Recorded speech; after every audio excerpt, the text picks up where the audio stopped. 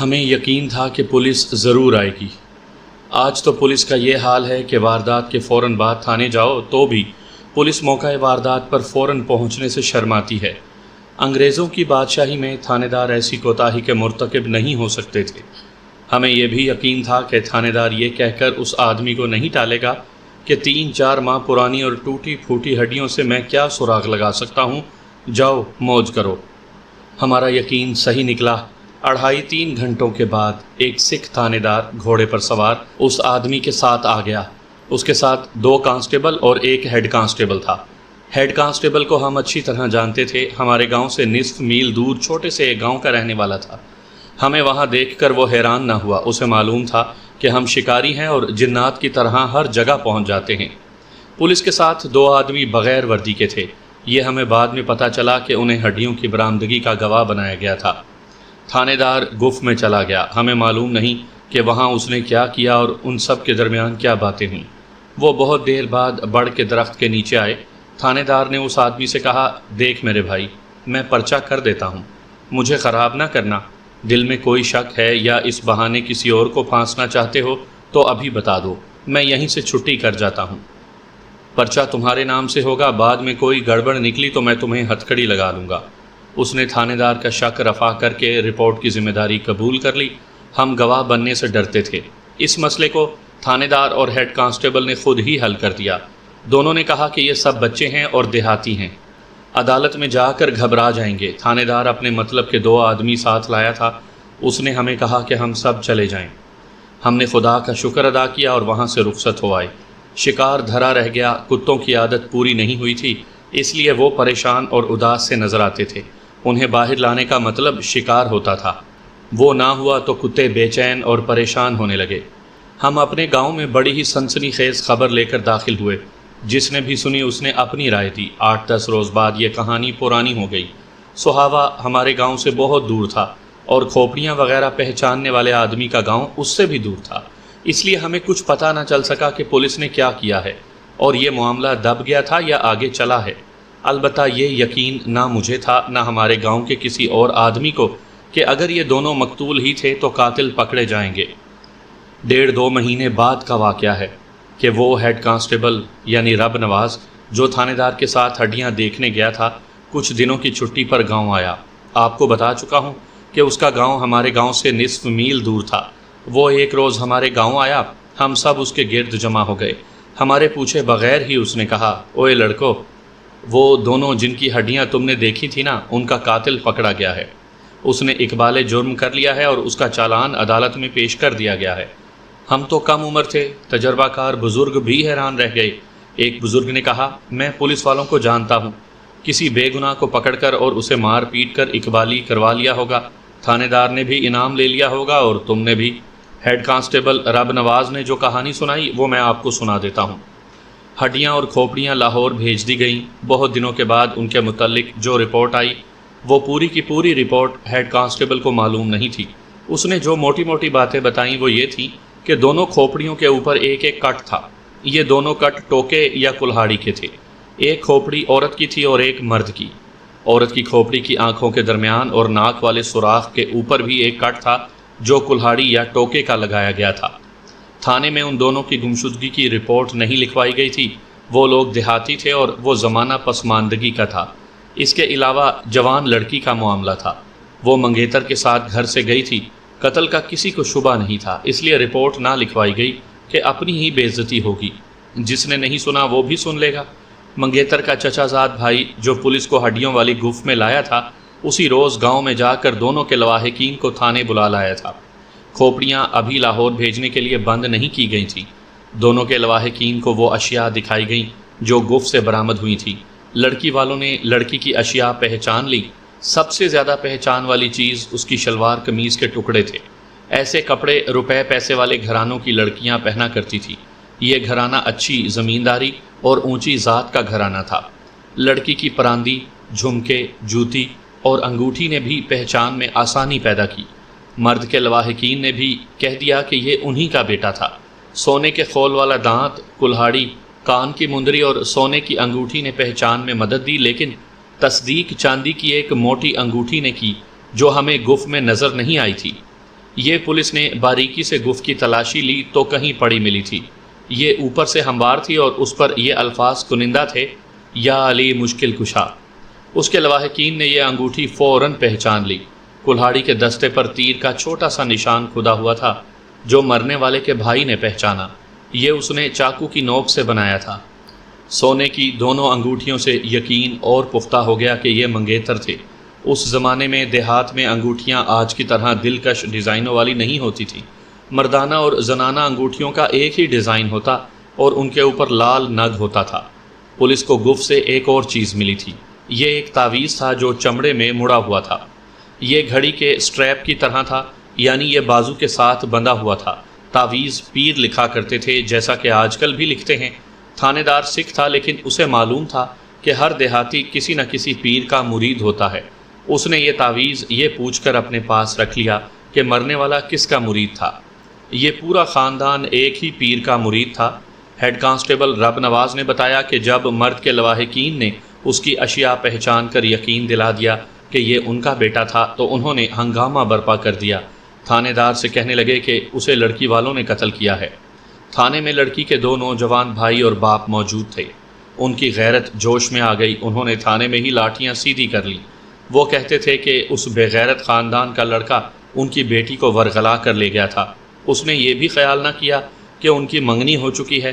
Police نے دونوں پارٹیوں کو ڈرا دھمکا کر الگ الگ بٹھا دیا، لیکن ان کے انداز بتاتے تھے کہ گاؤں میں جا کر ان میں کچھ تو خون ہوگا۔ تھانے دار نے دونوں پارٹیوں کے جوان آدمیوں کو تھانے میں پابند کر لیا اور ان کے بزرگوں سے کہا کہ وہ ان کی ضمانت لینا چاہتا ہے کہ یہ دنگا فساد نہیں کریں گے، ورنہ سب کو تفتیش ختم ہونے تک حوالات میں بند کیا جائے گا۔ دونوں نے منت سماجت شروع کر دی اور تھانے دار نے اسی کو ضمانت سمجھ لیا۔ تھانے دار نے دونوں پارٹیوں سے جو بیانات لیے ان سے یہ پتہ چلا کہ مرنے والے لڑکے اور لڑکی کی منگنی 1 سال پہلے ہوئی تھی۔ شادی کا دن ابھی مقرر نہیں ہوا تھا۔ لڑکے والے دن مقرر کرنے پر زور دیتے رہتے تھے، لڑکی والے کوئی نہ کوئی بہانہ کر کے ٹال جاتے تھے۔ ایک روز ہڈیاں برآمد ہونے سے 3 مہینے پہلے لڑکی لاپتہ ہو گئی۔ رات کو غائب ہوئی تھی، اس کا منگیتر بھی اسی رات غائب ہوا تھا۔ تھانے دار نے پوچھا کہ لڑکی الگ کمرے میں سوئی تھی۔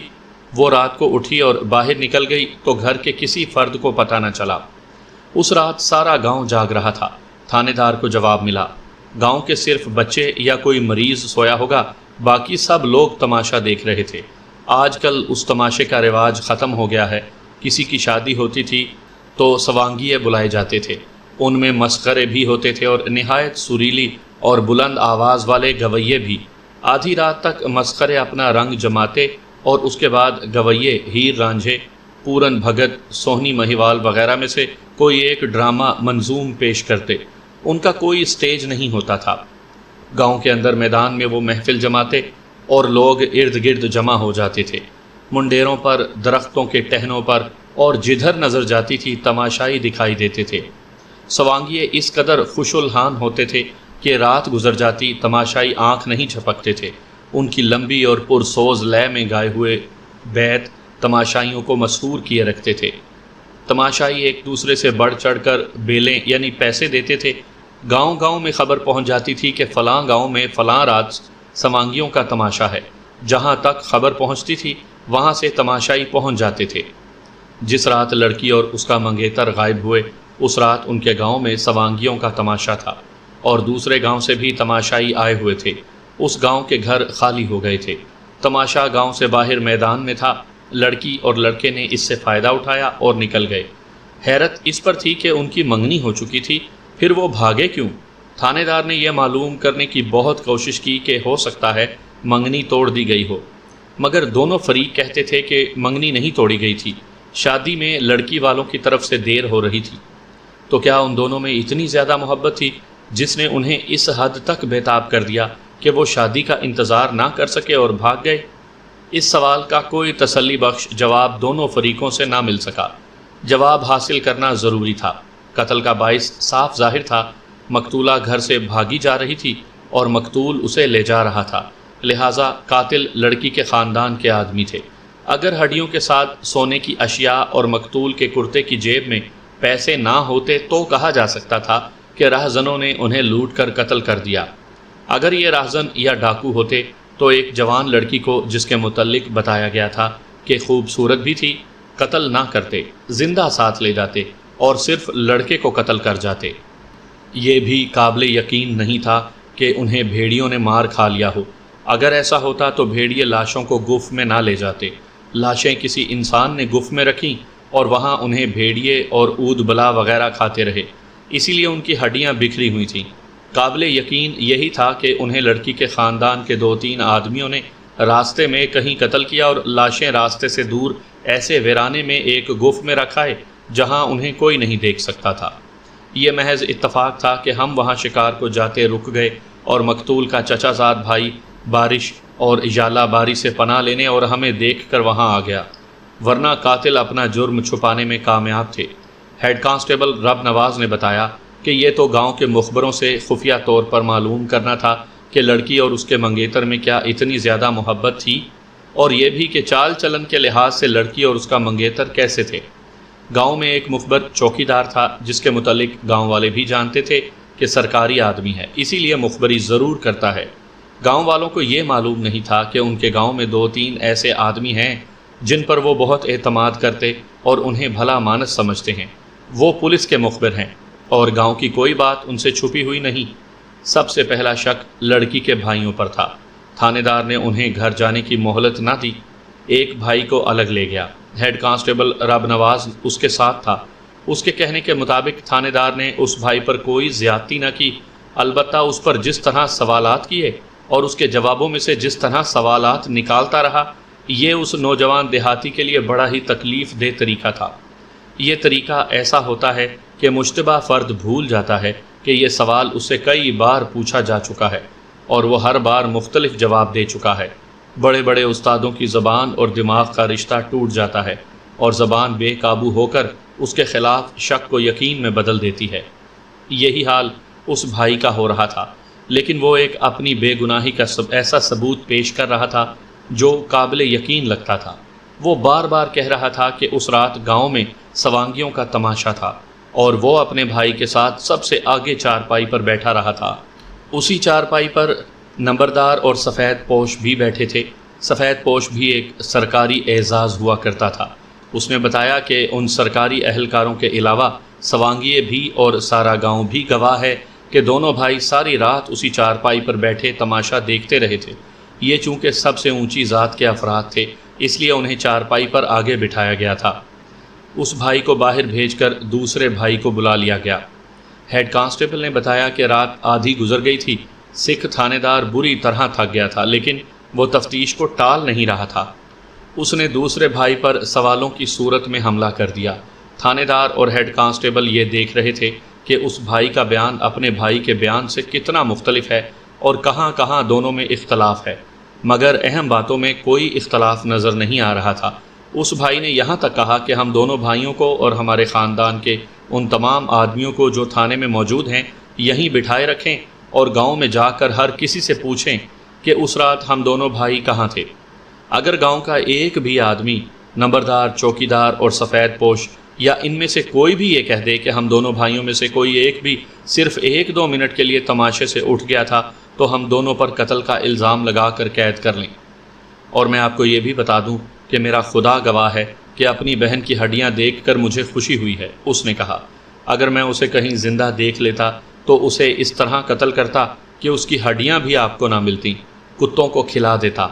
اس کے منہ سے یہ الفاظ نکل گئے، لاپتہ ہونے سے پہلے میں نے اسے مار مار کر بے ہوش کر دیا تھا۔ اگر ماں میرے پاؤں پر نہ گر پڑتی تو میں اسے جان سے مار دیتا۔ ہیڈ کانسٹیبل نے سنایا کہ اس آدمی کی زبان اپنے قابو میں نہیں رہی تھی۔ رات کا آخری پہر تھا، ایک تو نیند اس پر غالب آ رہی تھی، دوسرے تھانے دار نے اسے سوالوں کے چکر میں ایسا ڈالا تھا کہ وہ پوری طرح تھانے دار کے قبضے میں اسی طرح آ گیا تھا جس طرح کسی کو ہیپناٹائز کر لیا جاتا ہے۔ وہ غیرت کے جوش میں بھی آ گیا تھا۔ بہن کو تم نے کیوں اتنا مارا تھا؟ تھانے دار نے پوچھا۔ اس کا قصور کیا تھا؟ کیا غیرت والوں کی بیٹیاں یوں کیا کرتی ہیں؟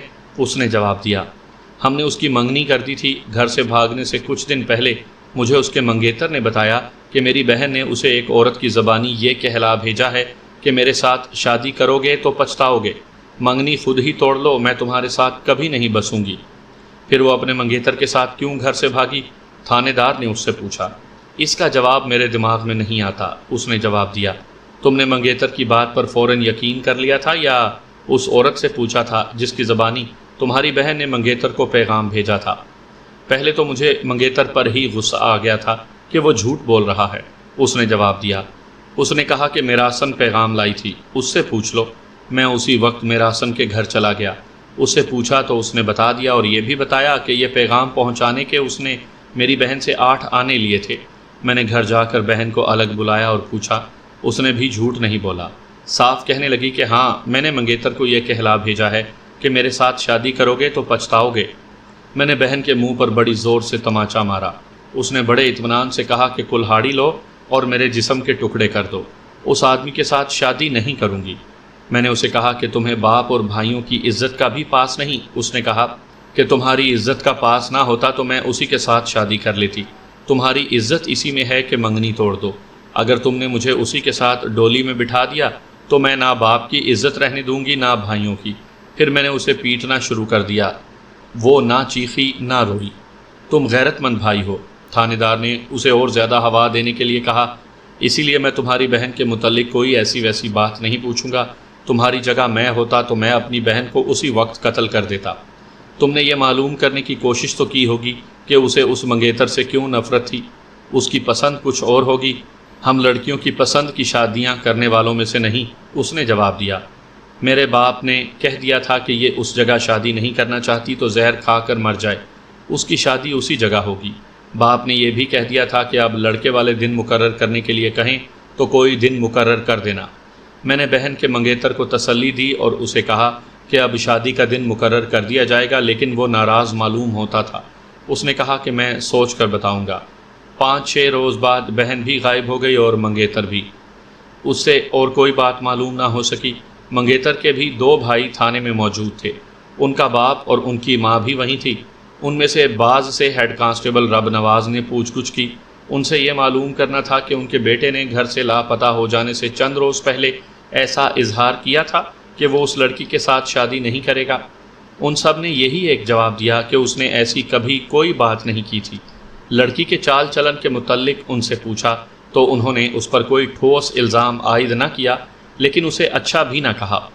ان کی اصل رائے یہ تھی کہ لڑکی شوخ اور دلیر تھی اور اپنی مرضی کرنے والی تھی، لیکن ان کی نظر میں یہ کوئی نقص نہیں تھا۔ وہ اس لڑکی کا رشتہ چھوڑنا نہیں چاہتے تھے۔ ان کے بیٹے نے انہیں یہ بھی نہیں کہا تھا کہ وہ شادی کا دن مقرر کریں۔ پولیس کو جو مسئلہ حیران اور پریشان کر رہا تھا وہ یہ تھا کہ لڑکی اپنے بھائی کے بیان کے مطابق منگیتر کو پسند نہیں کرتی تھی، مگر وہ منگیتر کے ساتھ بھاگ گئی۔ یہی ہو سکتا تھا کہ جس آدمی کی ہڈیاں ملیں وہ لڑکی کا منگیتر نہیں کوئی اور تھا۔ شناخت غلط ہوئی تھی۔ اگر وہ منگیتر ہی تھا تو لڑکی اس کے ساتھ کیوں گئی جسے وہ قبول کرنے کو تیار نہیں تھی؟ لڑکی کے دوسرے بھائی باپ اور ماں سے تصدیق کروا لی گئی تھی کہ لڑکی کو بھائی نے بہت پیٹا تھا، اور وجہ وہی تھی جو بھائی نے بتائی تھی۔ ماں بیٹی ہم راز ہوتی ہیں۔ ماں نے بتایا تھا کہ لڑکی اس منگیتر کا نام نہیں سننا چاہتی تھی۔ منگنی 1 سال پہلے ہوئی تھی۔ تھانے دار نے ماں سے پوچھا، کیا منگنی کے روز سے ہی وہ منگیتر کو پسند نہیں کرتی تھی؟ اس وقت تو وہ بہت خوش تھی، ماں نے جواب دیا۔ لاپتہ ہونے سے 3-4 مہینے پہلے اس نے مجھ سے کہا تھا کہ معلوم نہیں یہ آدمی مجھے کیوں اچھا نہیں لگتا۔ میں اسے مذاق سمجھتی رہی، وہ ہنسی مذاق کی عادی تھی۔ اس کے بعد اس نے یہ کہنا شروع کر دیا کہ یہ آدمی مجھے زہر لگتا ہے۔ میں اسے سمجھاتی رہی، لڑکیوں کی پسند اور ناپسند کوئی نہیں دیکھا کرتا۔ ایک روز اس نے اپنے بھائی سے بھی یہی کہہ دیا۔ بھائی نے بتایا کہ اس نے اپنے منگیتر کو یہی کہلا بھیجا ہے۔ میں نے میراسن کو بلا کر اس کی بہت بے عزتی کی کہ وہ لڑکی کے کہنے پر ایسا پیغام لے گئی جس نے پورے خاندان کی عزت ڈبو دی ہے۔ ماں کو بہت کریدا گیا، مگر اس سے یہ پتہ نہ چل سکا کہ لڑکی کسے چاہتی تھی۔ اس سوال کا جواب میراسن دے سکتی تھی۔ دیہاتی علاقوں میں ایسی عورتیں ہوتی ہیں جو اونچی ذاتوں کے گھروں میں کام کرتی اور ہر گھر کے بھید جانتی ہیں۔ وہ چوری چھپے کی ملاقاتوں کا انتظام کرتی اور خفیہ پیغامات ادھر ادھر پہنچاتی ہیں۔ میراسن ایسی ہی عورت معلوم ہوتی تھی۔ اس کے متعلق رپورٹ لینے کے لیے گاؤں کے چوکیدار اور دوسرے مخبروں کو بلا لیا گیا۔ انہوں نے بتایا کہ میراسن خوبصورت، شادی شدہ اور جوان عورت ہے۔ اس میں مسخرہ پن زیادہ ہے۔ خدا نے اسے آواز بڑی سریلی دی ہے۔ بیاہ شادی پر رات رات بھر گاتی اور محفل کی رونق بنی رہتی ہے۔ کسی گھر میں کوئی مر جائے تو میت کے پاس کھڑے ہو کر پوری رات بین کرتے گزار دیتی ہے۔ اس کی آواز میں اتنا سوز اور اتنا درد ہوتا ہے کہ سننے والوں کی چیخیں نکل جاتی ہیں۔ عورت بہت چالاک ہے۔ ہیڈ کانسٹیبل رب نواز نے بتایا کہ چوکیدار خود بھی چالاک آدمی تھا۔ تھانے دار نے اسے کہا کہ وہ میراسن کو تھانے لے آئے اور اسے ڈراتا لائے کہ تھانے دار کو اس کے متعلق سب کچھ معلوم ہو گیا ہے۔ اگر وہ کچھ چھپائے گی تو پریشان ہوگی اور اگر ساری بات بتا دے گی تو انعام ملے گا۔ دوسرے روز گاؤں میں کسی کو بتائے بغیر چوکیدار میراسن کو تھانے لے آیا۔ اسے ڈرانے کی ضرورت نہیں تھی۔ دیہات میں میراثی بیچارے کی حیثیت زر خرید غلام کی سی ہوتی ہے۔ تھانے دار کے سامنے آ کر میراسن کی ساری چالاکی ختم ہو گئی۔ چوکیدار اسے ڈراتا لایا تھا۔ تھانے دار نے اسے کہا کہ وہ جو کچھ بھی جانتی ہے خود ہی بتا دے، اس کا اسے انعام ملے گا۔ میراسن نے کہا کہ وہ تھانے دار کا حکم ٹال نہیں سکتی، ایک عرض کرنا چاہتی ہے۔ اس نے عرض کی کہ اسے گاؤں میں رہنا ہے اور انہی اونچے گھرانوں کے دیے ہوئے اناج سے اپنے کنبے کو زندہ رکھنا اور انہی کے دیے ہوئے کپڑوں سے کنبے کے تن ڈھانپنا ہے۔ گاؤں میں کسی کو پتہ نہ چلے کہ اس نے کیا بیان دیا ہے۔ تھانے دار نے اسے یقین دلایا کہ اگر کوئی راز کی بات ہے تو وہ بتا دے، اسے گواہوں کی فہرست میں شامل نہیں کیا جائے گا اور اس کے بیان کے متعلق کسی کو پتہ نہیں چلنے دیا جائے گا۔ اس نے پہلا انکشاف یہ کیا کہ لڑکی 1.5 میل دور کے ایک گاؤں کے آدمی کو دل دے بیٹھی تھی۔ یہ اس کی گمشدگی سے 4-5 مہینے پہلے کا واقعہ ہے۔ اس کا نام اجمل یا اختر تھا، مجھے اچھی طرح یاد نہیں رہا، میں اسے اختر کہوں گا۔ امیر کبیر راجپوت تھا اور خوبصورت جوان۔ اس کے باپ کے نہری مربے کسی نہری علاقے میں تھے۔ اختر کا بچپن اور لڑکپن نہری چک میں گزرا تھا۔ اب وہ اپنے گاؤں میں آ گیا تھا۔ اس گاؤں میں مقتولہ کے خاندان کی قریبی رشتہ داری تھی۔ اختر کو خدا نے جیسا اچھا جسم اور دلکش چہرہ دیا تھا ویسی ہی سریلی آواز بھی دی تھی۔ لڑکی اس کے گاؤں اپنے رشتہ دار کے ہاں گئی، 2-3 راتیں وہاں ٹھہری۔ ہمارے دیہاتی علاقے میں نہ اس وقت پردہ تھا نہ آج ہے۔ لڑکی نے اختر کو دیکھا بھی اور اس کا گانا بھی سنا، اس کی باتیں بھی سنی۔ وہ لطیفوں کی زبان میں باتیں کرتا تھا۔ لڑکی خود مزاج کی شگفتہ اور ہنسی مذاق کی دل دادا تھی، خوبصورت بھی تھی۔ دونوں ایک دوسرے کے دل میں اتر گئے۔ ہیڈ کانسٹیبل کے سنانے کے مطابق میراسن کو یہ معلوم نہیں تھا کہ وہ ابتدا میں کہاں ملے، راز و نیاز کی باتیں اور دلوں کا سودا کہاں ہوا۔ میراسن نے یہ بیان دیا کہ لڑکی اسے پیغام لے جانے اور لانے کے لیے استعمال کرتی تھی۔ بعض اوقات اختر شام کے بعد لڑکی کے گاؤں کے باہر آ کر ایک جگہ چھپ جاتا تھا۔ لڑکی اپنی 2-3 سہیلیوں کے ساتھ کھیتوں کو سیر کے لیے جاتی اور انہیں بتا کر اختر کے پاس چلی جاتی تھی۔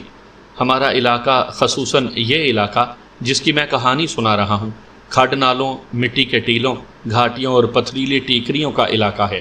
10-12 قدم آگے چلے جاؤ تو دنیا کی نظروں سے اوجھل ہو گئے۔ ملنے کی دوسری صورت یہ تھی کہ کبھی کبھی لڑکی اپنے رشتہ داروں سے ملنے کے بہانے اختر کے گاؤں چلی جاتی تھی۔ مختصر یہ کہ لڑکی اور اختر ایک دوسرے کی محبت میں اس حد تک گرفتار ہو چکے تھے کہ لڑکی نے میراسن سے کہہ دیا تھا کہ وہ اس آدمی کے ساتھ شادی نہیں کرے گی جس کے ساتھ اس کی منگنی ہو چکی ہے۔ میراسن نے بتایا کہ اس نے لڑکی کو سمجھانے کی کوشش کی تھی کہ اس طرح اس کے ماں باپ اور بھائیوں کی عزت تباہ ہو جائے گی، لیکن لڑکی کا دماغ محبت نے ایسا خراب کر دیا تھا کہ اسے کسی کی عزت کی پرواہ نہیں تھی اور اسے یہ بھی ڈر نہیں تھا کہ کسی کے ساتھ بھاگ جانے کا نتیجہ کیا ہو سکتا ہے۔